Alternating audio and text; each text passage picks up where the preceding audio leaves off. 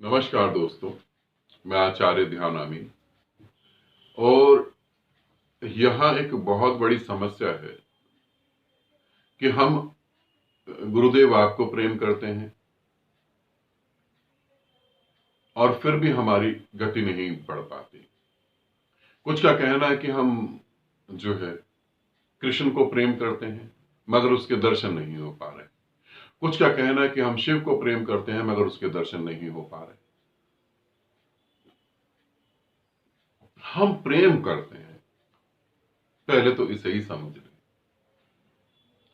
हम प्रेम करते हैं जब आप ऐसा कहते हैं कि हम गुरुदेव आपको प्रेम करते हैं, जब आप ऐसा कहते हैं कि हम किसी देवता को प्रेम करते हैं, जब आप ऐसा कहते हैं मैं किसी देवी को प्रेम करता हूं, तब ये आपके शब्दों को सुनकर बड़ा अजीब सा लगता है। ऐसा नहीं कि आप अपने प्रेम की घोषणा कर रहे हैं तो ये अजीब सा है। नहीं, आप उसमें कहीं दिखाई नहीं देते, आप उसमें कहीं नहीं दिखाई देते। इस पृथ्वी पर ऐसी घोषणा तो और भी लोगों ने करी और उनकी घोषणाओं में कि मैं तुम्हें प्रेम करती हूं, उनकी घोषणाओं में पूरा प्रेम दिखाई देता है। समझें, प्रेम की यात्रा को अच्छे से समझें तो आपको पता लगेगा कहां मिस्टेक हो रही है। एक स्त्री है जिसकी शादी हो गई, वो अपने पति से बहुत प्रेम करती है। अपने पति से वो इतना प्रेम करती है, बाकी सबसे भी करती है। पिता बीमार पड़ जाए और उसे हॉस्पिटल में एडमिट होना पड़े, पति बीमार पड़ जाए और उसे हॉस्पिटल में एडमिट होना पड़े, तो पत्नी सबसे पहले पति की तरफ ही जाएगी। इतना प्रेम। पिता खो गया, इस बात का दुख होगा। पति की कहीं मृत्यु ना हो जाए, इस भय से ही वो कांप जाती है, इस भय से ही वो डर जाती है। उस पति से वो प्रेम कर रही है जिसकी मृत्यु तो निश्चित है। उस पति से वो प्रेम कर रही है जिसकी मृत्यु निश्चित है। और पिछले जन्मों में भी कितने पतियों से प्रेम करा होगा जो आज मर चुके हैं और उनके बारे में याद भी नहीं है। जिससे तुम प्रेम कर रहे हो, यदि वही मिट जाएगा तो तुम्हारा प्रेम तो निश्चित मिटेगा। और इस ख्याल से कहीं उसे कुछ हो ना जाए, तुम कांप जाते हो, तो तुम परमात्मा को प्रेम कर रहे हो, पति को प्रेम कर रहे हो। जब तक तुम ये कहने की हिम्मत ना जुटा पाओ, जब तक तुम्हारे अंदर ऐसी हिम्मत ना पैदा हो, जब तक तुम इस तरीके से ना उतरो, तुम ये कह सको पूरे संसार में कि परमात्मा ही मेरा पति है, परमात्मा ही मेरा पति है, मैं पति रूप में ही उसे प्रेम करूं और तुम पति रूप में उसे प्रेम करने लगो। ऐसा नहीं कि मैं तो नई बात कह रहा हूं इस पृथ्वी पर। हकीकत में इस पृथ्वी पर जितने भी गुरु हुए, उन्हें अपनी इज्जत भी बचानी थी, अपने बारे में तारीफ भी सुननी थी, अपनी इतिहास भी रचना था, गुणगान भी चाहिए, मंदिर बनने चाहिए, उनके धार्मिक स्थल बनने चाहिए, उनकी मूर्तियां होनी चाहिए। मुझे इन सभी चीजों में कोई रस नहीं है। मुझे पता ये बात सुन के तुम्हें थोड़ा गुस्सा भी आएगा, हो सकता है गाली भी बको मन में, मगर मुझे इन बातों से कोई लेना देना नहीं। ना तो मुझे मेरे मंदिर चाहिए, ना मैं कोई इतिहास रचने आया हूं, ना ही मेरी मूर्तियां बनाने की जरूरत है, ना बनेंगी वो। मुझे पता जो मैं सत्य कहने वाले व्यक्ति की कभी कोई मूर्ति बनती नहीं, क्योंकि वो तुम्हारी जिंदगी में बार बार टांग अड़ाता है, बार बार तुम्हें बताता है कि तुम गलत हो। और तुम्हारे अंदर तो खून में बसा आई एम राइट, और कोई तुम्हें साबित कर दे कि तुम रॉन्ग हो और तुम्हें अंदर से पता लग जाएगी हाँ भाई मैं रॉन्ग हूं, तो ये बात बर्दाश्त नहीं होती। तो तुम परमात्मा को पति क्यों नहीं समझते?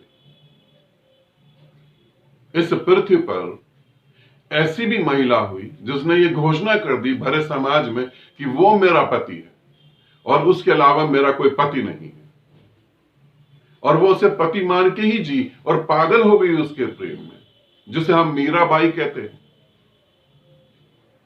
और मीराबाई ने कृष्ण को पा लिया, मगर तुम ये नहीं समझना वो बांसुरी बजाने वाले कृष्ण की बात कर रहा हूं। मीराबाई ने कृष्ण के निराकार रूप को पाया और वो उसमें एक हो गई। मीरा के अगर वचन सुनो तुम तो तुम्हें पता लगे वो किसी और कृष्ण की बात कर रही है। यात्रा तो कृष्ण की मूर्ति से ही चालू हुई थी। फिर तुम कौन सा प्रेम करते हो? परमात्मा। पति 2 दिन घर ना आए, 3 दिन घर ना आए तो चैन से सो नहीं सकते तुम। परमात्मा मिला नहीं तो भी तुम चैन से सो रहे, अच्छे सपने देख रहे। फिर तुम किस परमात्मा की और किस प्रेम की बात करते हो? फिर कैसे तुमने सोच लिया कि तुम्हारे प्रेम में गति हो? तुम्हारे अंदर इतनी भी हिम्मत नहीं है। प्रेम तो क्रांतिकारी होता है, प्रेम तो विद्रोही होता है। तुम्हारा प्रेम तो समझौता करने वाला है। दूसरी तरफ हम पुरुष को लेते हैं। पुरुष कहता है मैं परमात्मा से बहुत प्रेम करता हूं, ये है वो है, बहुत सारी बातें। मैं अपनी पत्नी से भी प्रेम करता हूं और उसके अलावा वो और औरतों से भी प्रेम करता है। इतनी समझ नहीं आती कि मैं पृथ्वी पर सभी औरतों से प्रेम कर लूं मगर तृप्त नहीं हो पाऊंगा। इतिहास उठा के देखो, ऐसे भी राजा हुए हैं जिनके पास 365 रानियों से ज्यादा रानियां थी। एक साल में 365 दिन होते हैं। एक दिन के हिसाब से भी अगर रखा जाए तो उससे भी ज्यादा उनके पास रानियां, दासियां, सब कुछ था। फिर भी वो तृप्त नहीं हो पाए। यदि वो तृप्त नहीं हो पाए तो तुम कैसे तृप्त होगे? फिर तुम परमात्मा को अपनी पत्नी क्यों नहीं समझ लेते? तुम क्यों नहीं कहते कि वो मेरी प्रेमिका है? क्यों नहीं कहते? क्योंकि तुम्हें पता है तुम ऐसी घोषणा कर ही नहीं सकते। क्योंकि परमात्मा को हम हमेशा सेकंड रखते हैं।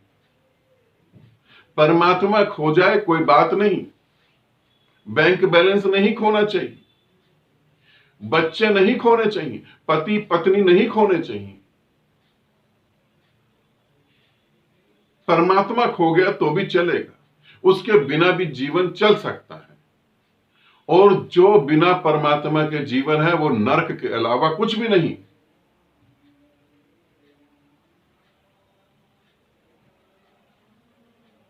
वो नरक के अलावा कुछ भी नहीं है, इसे ध्यान रखना। फिर तुम कहते हो परमात्मा नहीं मिल रहा। हां बिल्कुल, इस हालत में वो बिल्कुल नहीं मिलेगा। इस हालत में वो बिल्कुल नहीं मिलेगा जब तक तुम अंदर से उसको ऐसा ना समझ लो और उसके साथ एक होने की तैयारी ना कर लो, तब तक वो नहीं मिलेगा। अभी मेरी एक साधिका से, कुछ समय पहले एक साधिका से बात हो रही थी। उनके पति भी थे, वो भी थी। उन्होंने कहा कि गुरुदेव आप कुछ ऐसा करें कि बस अब परमात्मा से मुलाकात हो जाए। मैंने कहा मैं तो अपनी तरफ से कर ही रहा हूं। तो उन्होंने कहा गुरुदेव बस आप हम दोनों को घर बुला लें। मैंने कहा हम दोनों को? उन्होंने बोला मैं और मेरे पति को।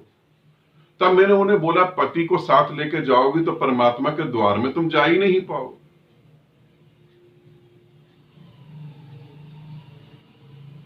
पति को तुम छोड़ नहीं सकती, जिसे मौत छीन के छुड़ा देगी। पत्नी को तुम छोड़ नहीं सकते, जिसे मौत मिटा रही है। तुम जिसे प्रेम करते हो, यदि वही मिट जाएगा तो तुम्हारा प्रेम अमर कैसे होगा? अमृत से प्रेम करोगे तो अमृत हो जाओगे।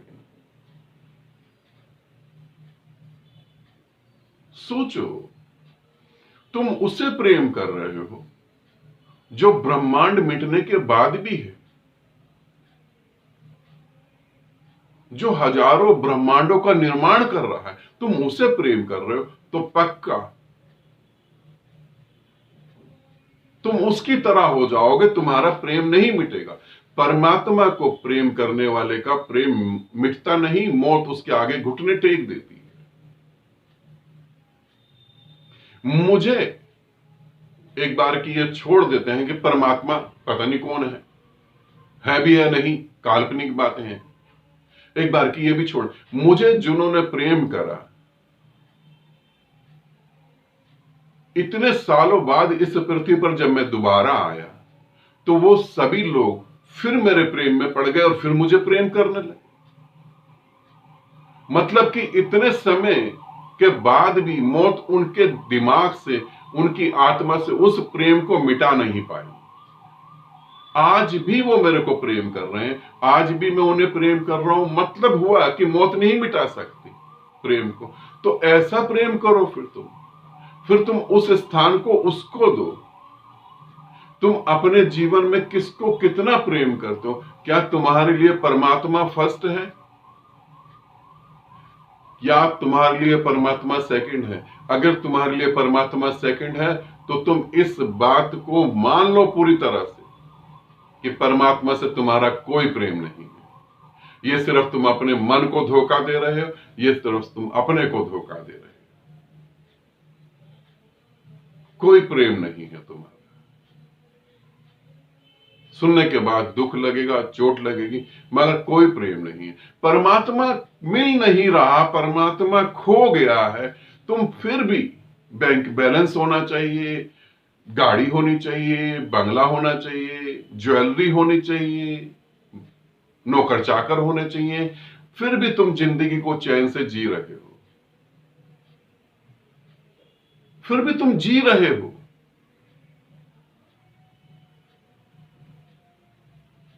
सोचो तुम्हारा जीवन परमात्मा की दिशा में तो है ही नहीं।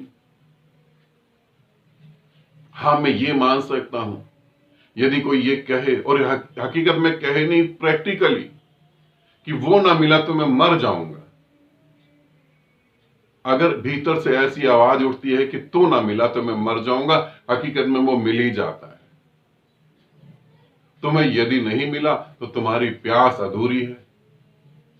प्यास के नाम पर तुमने खुद अपने आप को धोखा दे लिया है। परमात्मा ही पत्नी ना हो जाए, परमात्मा ही प्रेमिका ना हो जाए,